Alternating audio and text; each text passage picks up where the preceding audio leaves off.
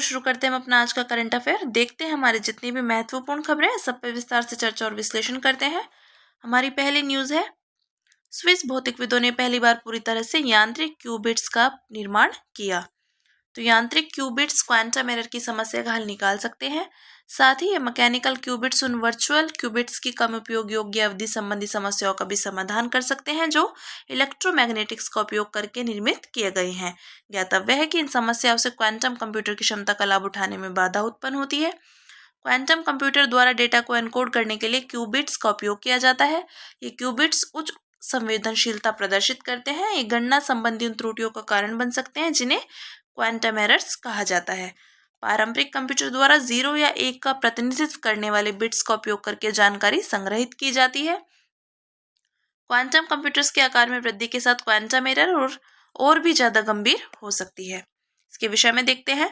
तो quantum mechanics पर आधारित क्वांटम मैकेनिक्स यह वर्णन करता है कि कैसे उप परमाणु कण मैक्रो लेवल फिजिक्स से अलग व्यवहार करते हैं। क्वांटम मैकेनिक्स यह स्पष्ट करता है कि कैसे अत्यंत छोटे ऑब्जेक्ट्स में एक साथ कण और तरंग दोनों की विशेषताएं होती हैं। भौतिक विज्ञान इसे वेव पार्टिकल डुअलिटी कहते हैं। यह तरंग का तात्पर्य है विक्षोभ या रूपांतरण है जो ऊर्जा का स्थानांतरण करता है। यह क्वांटम भौतिकी के निम्नलिखित दो प्रमुख सिद्धांतों का उपयोग करता है। सुपरपोजिशन, इसका आशय यह है कि प्रत्येक क्यूबिट एक ही समय में 1 और 0 दोनों का प्रतिनिधित्व कर सकता है। एंटेंगलमेंट, इसका अर्थ यह है कि सुपरपोजिशन में क्यूबिट एक दूसरे के साथ सहबद्ध हो सकते हैं, अर्थात एक ही स्थिति चाहे वह 1 हो या 0 हो दूसरे की स्थिति पर निर्भर हो सकती है। ठीक है, जानते हैं भारत में क्वांटम कंप्यूटिंग को बढ़ावा देने के लिए शुरू की गई पहलों के विषय में। तो राष्ट्रीय क्वांटम मिशन 2023, इसका उद्देश्य भारत को वैश्विक क्वांटम लीडर के रूप में स्थापित करना है।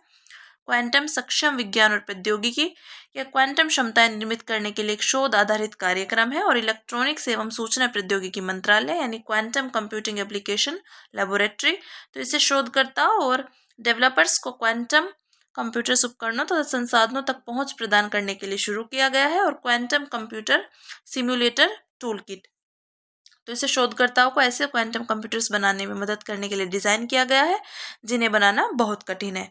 क्वांटम समर्थित ग्रीन हाइड्रोजन उत्पादन तकनीक, तो इसे BHU वाराणसी ने विकसित किया है। ठीक है, तो ये बात की हमने भारत में क्वांटम कंप्यूटिंग को बढ़ावा देने के लिए जो पहले शुरू की गई है उनके विषय में अब बात करते हैं। एक नए शोध के अनुसार वायुमंडल में मौजूद माइक्रोप्लास्टिक मौसम और जलवायु को प्रभावित कर सकते हैं। तो एक नए शोध में पाया गया कि माइक्रोप्लास्टिक बर्फ का केंद्रक बनाने वाले कणों के रूप में कार्य करते हैं। ये कण माइक्रोस्कोपिक एरोसोल होते हैं जो बादलों में बर्फ के क्रिस्टल के निर्माण में सहायता करते हैं। जल की बूंद में किसी भी तरह का तत्व बर्फ के क्रिस्टल बनाने में भूमिका निभा सकता है, भले ही वह धूल, बैक्टीरिया या माइक्रोप्लास्टिक ही क्यों ना हो। इसके लिए वे बर्फ को केंद्रक का निर्माण करने वाले तत्व प्रदान करते हैं। छोटी संरचना वाले ऐसे कण या विकृति जल की बूंद को अपेक्षाकृत गर्म तापमान पर भी जमने के लिए प्रेरित कर सकते हैं, जिससे बादलों का निर्माण प्रभावित होता है।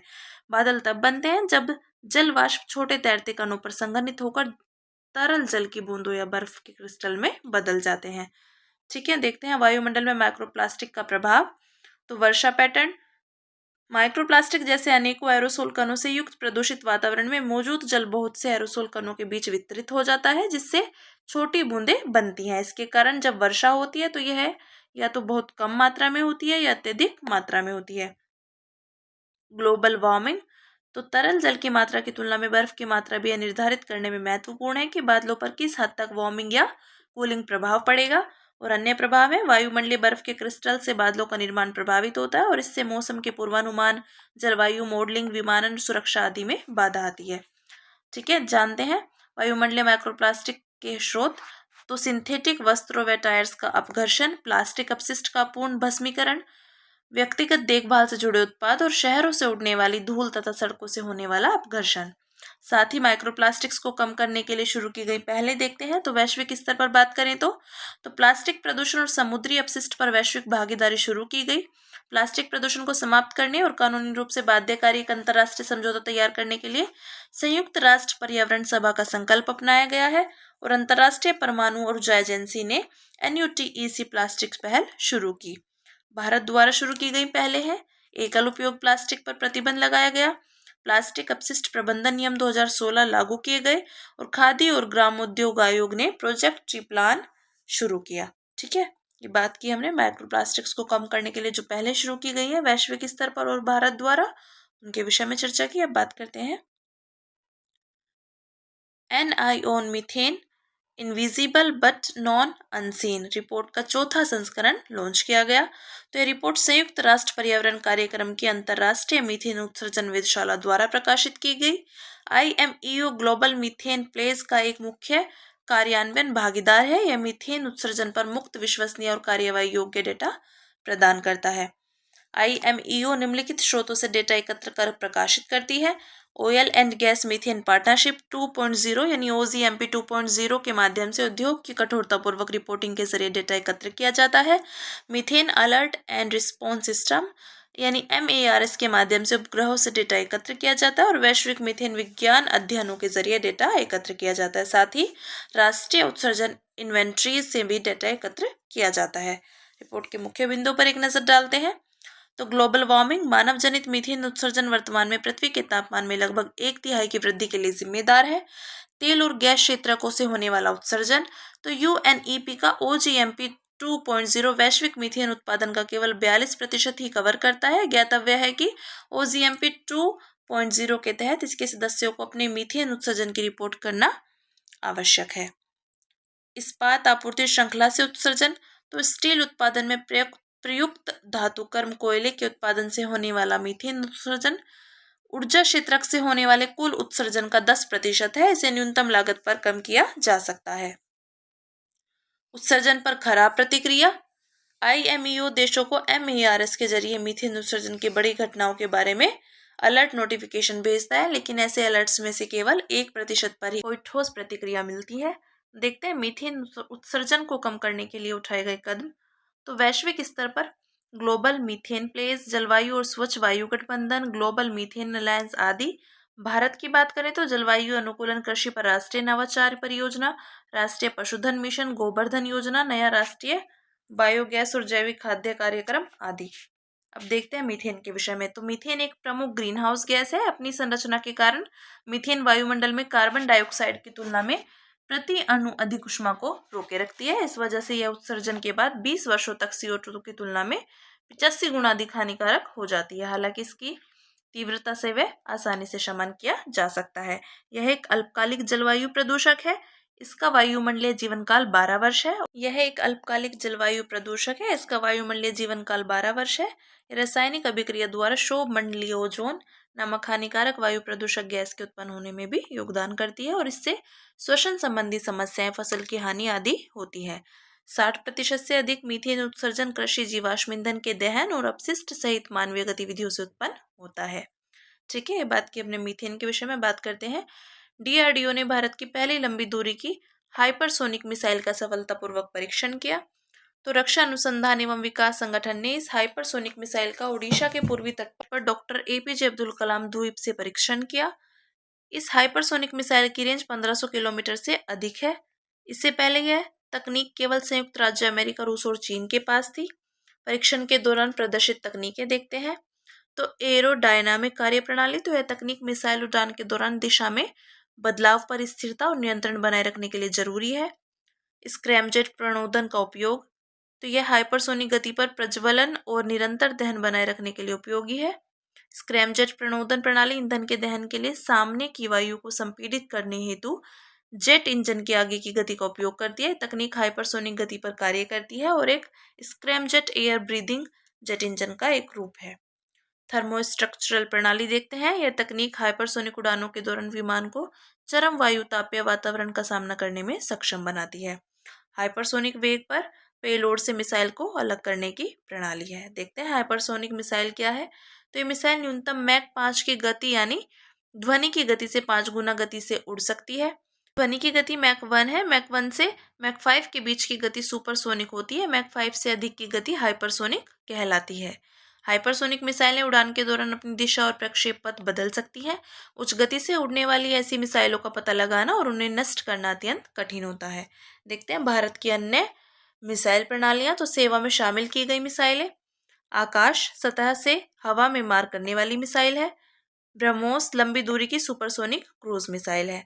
विकास चरण वाली मिसाइलें देखते हैं तो नाग एंटी टैंक गाइडेड मिसाइल, अस्त्र हवा से हवा में मार करने वाली मिसाइल, और अग्नि तो लंबी दूरी तक मार करने वाली बैलिस्टिक मिसाइल है।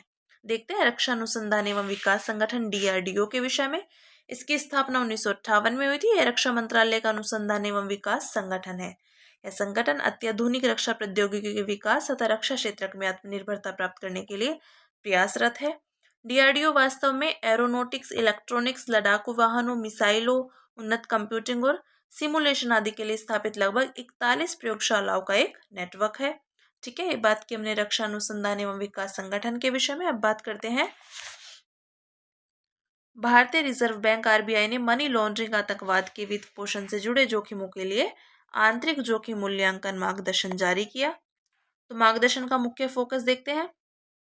धोखाधड़ी के लिए डेटा आधारित मात्रात्मक अप्रोच पर ध्यान केंद्रित करना, अनुपालन, ड्यू डिलीजेंस और निरंतर निगरानी के साथ जोखिम आधारित फ्रेमवर्क पर पूरी तरह से जोर देना आदि। इस मार्गदर्शन की प्रासंगिकता, तो घटनाओं की बढ़ती दर। RBI की वार्षिक रिपोर्ट 2023-24 से पता चलता है कि धोखाधड़ी के मामलों की कुल संख्या 2022-23 के 13,564 से बढ़कर 2023-24 में 30,075 हो गई थी। वैश्विक GDP को नुकसान, तो संयुक्त राष्ट्र मादक पदार्थ एवं अपराध कार्यालय का अनुमान है कि प्रत्येक वर्ष विश्व भर में $800 बिलियन से $2 ट्रिलियन तक का मनी लॉन्ड्रिंग होता है। ये वैश्विक सकल घरेलू उत्पाद का 2 से 5% है। मनी लॉन्ड्रिंग, आतंकवाद के वित्त पोषण के साथ वित्तीय प्रणाली से संबंधित जोखिम देखते हैं। तो राजनीतिक, देशों को कमजोर करना तथा उनकी स्थिरता को प्रभावित करना। सुरक्षा की बात करें तो आंतरिक और बाह्य सुरक्षा का प्रभावित होना, आतंकवाद और आतंकवाद के वित्त पोषण से संबंधित खतरे उत्पन्न होना। आर्थिक, बैंक के धन का गलत इस्तेमाल करके क्रेडिट आधारित धोखाधड़ी करना, इससे अन्य आर्थिक क्षेत्रों के लिए वित्तीय मदद में बाधा उत्पन्न होती है। इससे सामाजिक सद्भाव पर दुष्प्रभाव पड़ता है, साथ ही से सांप्रदायिक तनाव और अपराध को भी बढ़ावा मिलता है। देखते हैं मनी लॉन्ड्रिंग और आतंकवाद के वित्त पोषण से निपटने के लिए शुरू की गई पहले। तो वैश्विक स्तर की बात करें तो ट्रांसनेशनल संगठित अपराध के खिलाफ अंतर्राष्ट्रीय convention, FATF, anti money laundering और काउंटर टेररिज्म फाइनेंसिंग फ्रेमवर्क। ठीक है, भारत द्वारा शुरू की गई पहले देखते हैं तो धन शोधन निवारण अधिनियम 2002 लागू किया गया। वित्तीय सूचना एकक प्रवर्तन निदेशालय यानी ED आदि संगठन स्थापित किए गए हैं, और विदेशी मुद्रा प्रबंधन अधिनियम 2000 फेमा लागू किया गया है। ठीक है, ये बात की हमने भारतीय रिजर्व बैंक ने मनी लॉन्ड्रिंग, आतंकवाद के वित्त पोषण से जुड़े जोखिमों के लिए आंतरिक जोखिम मूल्यांकन मार्गदर्शन जारी किया, उसके विषय में अब बात करते हैं। ICRIER ने भारत में सार्वजनिक वितरण प्रणाली PDS को युक्ति संगत बनाना शीर्षक से पॉलिसी ब्रीफ जारी किया है। तो इस पॉलिसी ब्रीफ के अनुसार सार्वजनिक वितरण प्रणाली के तहत कई वास्तविक लाभार्थियों को अनाज नहीं मिलने और अनाज का अन्य उद्देश्यों में उपयोग की शिकायत शामिल है। इस ब्रीफ में लीकेज को समाप्त करने तथा खाद्य और पोषण सुरक्षा सुनिश्चित करने हेतु PDS में सुधार के तरीके बताए गए हैं। पॉलिसी ब्रीफ के मुख्य बिंदुओं पर एक नजर डालते हैं। तो PDS लीकेज, भारतीय खाद्य निगम FCI और राज्य सरकारों द्वारा आपूर्ति किए गए 28% आवंटित अनाज वास्तविक लाभार्थियों तक नहीं पहुंच पाता है। इससे लगभग 69,108 करोड़ रुपए का वित्तीय नुकसान हुआ है। हालिया सुधारों का प्रभाव, तो राशन कार्ड को आधार नंबर से जोड़ने और 95% उचित मूल्य की दुकानों पर पॉइंट ऑफ सेल मशीनों की उपलब्धता से अनाज वितरण में दक्षता बढ़ी है। हालांकि अभी भी लीकेज पूरी तरह खत्म नहीं हुई है। राज्यों में अलग अलग स्थिति, तो बिहार और पश्चिम बंगाल जैसे राज्यों ने PDS लीकेज को कम करने में अधिक सुधार दर्ज किए हैं। वहीं अरुणाचल प्रदेश, नागालैंड जैसे पूर्वोत्तर राज्यों और गुजरात में उच्च लीकेज की स्थिति बनी हुई है। विशेष रूप से पूर्वोत्तर राज्यों में PDS का डिजिटलीकरण नहीं होने की वजह से उच्च लीकेज जारी है। मुख्य सुझाव की बात करें तो वास्तविक लाभार्थियों की पहचान करना।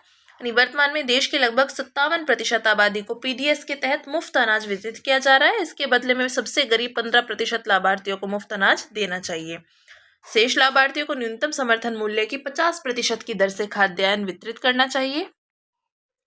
प्रत्यक्ष लाभ अंतरण का विस्तार करना चाहिए। इसके निम्नलिखित लाभ है। तो डीज के लीकेज को कम करता है, यह प्रशासनिक लागत को कम करता है और यह नागरिकों को अपनी इच्छा और जरूरत के अनुसार आहार चुनने में सशक्त बनाता है। साथ ही उचित मूल्य की दुकानों को पोषण केंद्र में बदलना। तो अनाज की हेराफेरी की समस्या से निपटने के लिए चुनिंदा FPS में फूड कूपन जारी करने की व्यवस्था लागू की जा सकती है। जानते हैं सार्वजनिक वितरण प्रणाली के विषय में, तो लाभार्थियों के कवरेज के हिसाब से यह दुनिया का सबसे बड़ा खाद्य वितरण कार्यक्रम है। यह प्रणाली केंद्र और राज्यों की संयुक्त जिम्मेदारी के तहत संचालित होती है। केंद्र सरकार एफसीआई के जरिए खाद्यान्नों की खरीद, भंडारण, परिवहन और थोक आवंटन के लिए जिम्मेदार है। राज्य सरकारें राज्य के भीतर खाद्यान्नों के आवंटन, पात्र परिवारों की पहचान, राशन कार्ड जारी करने तथा उचित मूल्य की दुकानों की निगरानी एवं परिचालन के लिए उत्तरदायी है। पीडीएस का विकास देखते हैं तो 1992 में संशोधित सार्वजनिक वितरण प्रणाली शुरू की गई। 1997 में लक्षित सार्वजनिक वितरण प्रणाली शुरू की गई थी। 2000 में अंत्योदय अन्न योजना शुरू की गई थी। 13 में राष्ट्रीय खाद्य सुरक्षा अधिनियम लागू किया गया था। 2020 में प्रधानमंत्री गरीब कल्याण अन्न योजना शुरू की गई थी। ये बात की हमने सार्वजनिक वितरण प्रणाली के विकास के विषय में। बात करते हैं अन्य सुर्खियों की, जिसमें हमारा पहला टॉपिक है प्रथम त्रिपक्षीय विद्युत लेन देन। तो भारतीय ग्रिड के जरिए नेपाल से बांग्लादेश में विद्युत आपूर्ति की गई। यह पहला त्रिपक्षीय विद्युत लेन देन है। इससे पहले एनटीपीसी विद्युत व्यापार निगम, नेपाल विद्युत प्राधिकरण और बांग्लादेश पावर डेवलपमेंट बोर्ड ने एक त्रिपक्षीय विद्युत बिक्री समझौते पर हस्ताक्षर किए थे। त्रिपक्षीय विद्युत समझौते के विषय में देखते हैं तो इस समझौते से भारतीय ग्रिड के जरिए नेपाल से बांग्लादेश तक बिजली की बाधा रहित आपूर्ति की जा सकेगी। इस समझौते में 40 मेगावाट तक बिजली के निर्यात का प्रावधान किया गया है और इस समझौते से क्षेत्र के देशों के बीच ऊर्जा क्षेत्र सहित कई अन्य क्षेत्रों में सहयोग बढ़ेगा। साथ ही इससे क्षेत्र के सभी हितधारकों को पारस्परिक लाभ होगा और देशों के बीच संपर्कों में वृद्धि होगी। अब देखते हैं बैक्टीरियल कंप्यूटर के विषय में। तो हाल ही में कोलकाता के शोधकर्ताओं ने सिंथेटिक बायोलॉजी में महत्वपूर्ण सफलता हासिल की। उन्होंने बैक्टीरिया को इंजीनियर करके उसे गणितीय और कंप्यूटेशनल कार्य करने में सक्षम बनाया है। बैक्टीरिया में जेनेटिक सर्किट प्रवेश करके यह सफलता हासिल की गई। जेनेटिक सर्किट जैविक प्रणाली है, कोशिकाओं को उपयोगी कार्य करके एक दूसरे से संचार करने और प्रतिक्रिया देने में मदद करती है।